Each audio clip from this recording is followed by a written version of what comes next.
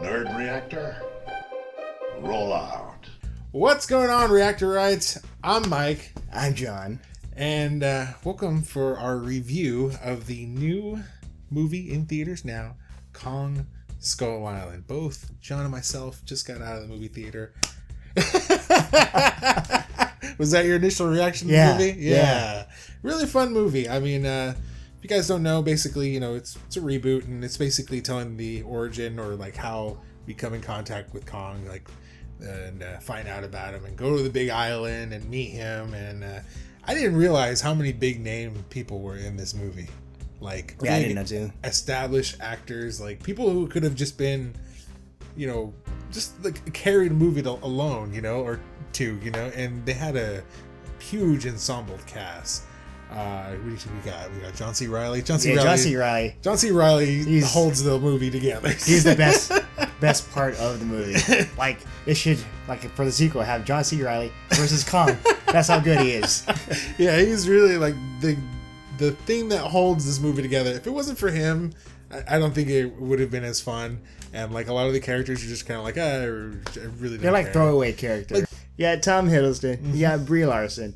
They're like the main characters of the film, but they were just very generic, and they do the stuff, but it's like by the numbers, and nothing about the characters that really stand out. Right. Like, I mean, I don't think there was ever really like a big character-driven moment for each of them. They just kind of were there, and they saw shit, and they left. Yeah. That was basically their role, and I mean, it was still fun. I mean, a lot of the characters, like you have Corey Hawkins, Dr. Dre, Dr. Dre and Eazy-E back together again. Yeah, both two actors from Straight Outta Compton in this movie, and they're hardly together, which is weird. Yeah, they never shared a scene together. I think they were there, but they never were like, hey, how you doing?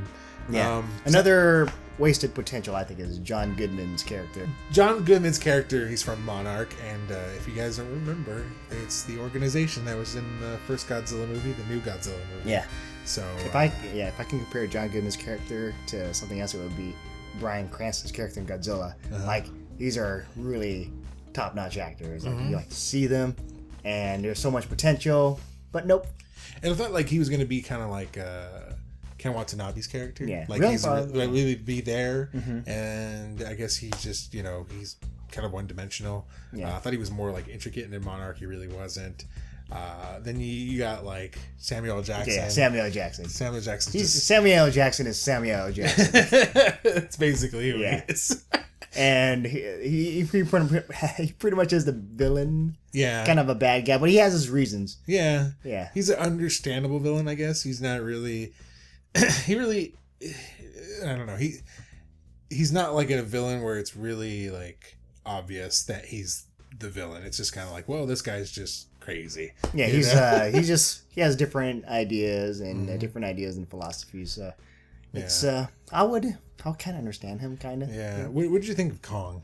Kong, it's like he can be kick-ass, and then he can also just be a giant gorilla, because that's all he is. He's a giant gorilla, but it's what you do with that. So there are some parts where he's really brutal, like he's fighting the different creatures in Skull Island. But I've always been like a fan of Godzilla just because it's different enough. But here it's more about the characters, and Godzilla, I think, is more of a background character. Right. And you know, it's funny. It's like I was really kept thinking about Peter Jackson's Kong, and like thinking like, okay, what are they gonna do? Like I kept thinking while we were watching it, I was like, eventually this goes to New York, right? Like we're going to New York. Yeah. And yeah, I'm not gonna say what happens, but I'm glad. Like there's a lot of times where I thought something was gonna happen and it didn't happen. Like, and I thought that was good. Like I don't like when you can kind of predict where the movie's gonna go. Yeah. And there's a lot of moments that this movie has. Kong is really cool. I really like that they didn't do any of like the stuff they did with Peter Jackson's Kong, like make it really humanize him, make him lovable, like with what was her name? The lady. Nicole or is it Naomi Watts? Naomi Watts, yeah. So Naomi Watts and her little dance and with Kong. You got none of that. The Kong is just a badass. He's very like stoic, almost like he's like Batman. He just kind of like stands there and just kind of like looks at you.